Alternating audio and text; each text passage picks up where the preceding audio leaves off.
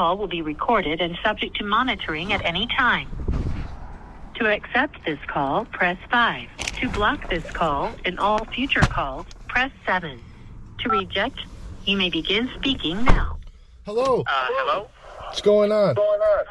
Hey, so what did you find out? Find out about what? Your email that you sent me this morning told me to call back and that you found out new information. About Grace? Yes. That wasn't this morning. That was the old email from yesterday morning. But I don't have new information on Grace. But I do have information that so basically these you know that your music has been all over the radio, right? I did not know that it's all over the radio, no. They've been it's not just the US, I guess they've been playing it even in like China and places like that. But especially the one song, what's it, Roaring Thunder? Yeah, I know. It's all over the radio. It's all in the clubs and stuff. And basically these, I don't know why, but I'm getting a lot of feedback. My voice is echoing on the phone for some reason, but I don't know if you've ever heard of them, but there's these very famous rappers called Chief Keef and Lil Durk, and they just went on the Joe Rogan podcast, and they basically said how much they want to collab with you. They want to do a collaboration, like an EP. Lil Durk Chief Keef wanting a collaboration. Have you ever heard of them? Yeah, I have. Yeah. I used to have contact with them. Really? So that confirms things even more. That's crazy. Well, they said they basically went on Joe Rogan and said they want to help you.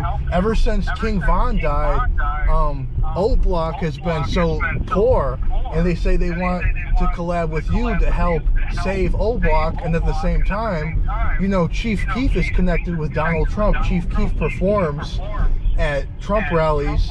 I don't know why. I guess to try to get the younger vote. Yeah, that explains the Donald Trump situation, because Chief, you're right, he performs at the Donald Trump rallies. Yeah. So basically on the podcast, like, they were saying that they want to collab with you. They want to hop on a remix of Roaring Thunder, and they also want to do a collab album, but they can't get in contact with you to get the permission to do the remix and to get you on the collab album. And Right, because I'm in jail. Yeah, but I would think they would be able to get in contact with a manager or something. What label are you signed to? So right now I was supposed to be signed with Columbia Records, but I'm in here on threats, and I also made threats towards their record label. So they dropped you as a client? Yeah, because I never actually signed a contract. Grace was signing, I guess, the contract on my behalf because I asked her to, but I didn't know if it was actually done yet or not, because I was told by Grace I didn't need to sign a contract since I was dating her. It's automatic. But has Grace been in contact with Chief Keef and Lil Durk? I don't know. Since I've been arrested, I have not heard any information, and my lawyer, like I said yesterday, has even told me that I'm not in contact with Grace. I'm not dating her. My lawyer is trying to turn me against what is going on. So I don't know. I knew that my song Roaring Thunder was on the radio because I heard it one time on Denver radio station 101.1, which is like... This call is from a federal prison. It's an iHeart radio variety station. I've heard it one time this year on there. And I also heard Grace on there doing, I guess, something where she was talking about a collaboration. Okay. But you haven't talked to Grace since you've been locked up this time? I have not spoken to Grace in probably around a year, maybe more. I'm not sure. I'm still trying to get confirmation on who was who. Do you think she's kind of over you at this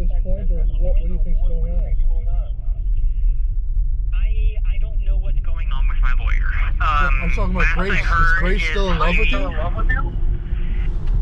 Yeah. So Grace was, back when I was in contact with her mother, Tina, Grace's mother, told me to stop contact with her daughter.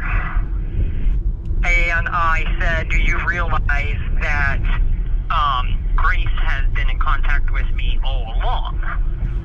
And Tina said, well, okay, well, Grace is with me right now. Let me check. So she checked with Grace and found out that it was actually true. And then at that time, I've been in contact with Tina on and off ever since. Yeah, until I got arrested. Yeah, they've been really putting Grace's name through the dirt for, I guess, because they're jealous. I think they're mad that you're famous and that Grace is in love with you, and that they're not famous and they don't get any girls. But they've been really trying to make up bad rumors about Grace, saying she's a white supremacist and just crazy stuff. And it's all. Yeah, I know. I've heard a lot as well about like other controversy going around that, but it's confirmed it's not true. So okay. But anyways, I appreciate you letting me know that. Do you know what time or like estimated like what month it says I'm supposed to get transferred? Yeah, December. It says November? No, December. December. That's just the estimate. That's what the what's it called? Like the stuff that the documents the prosecution has filed. So like I guess the psych ward part of MCFP Springfield, like they only have a limited, finite amount of beds.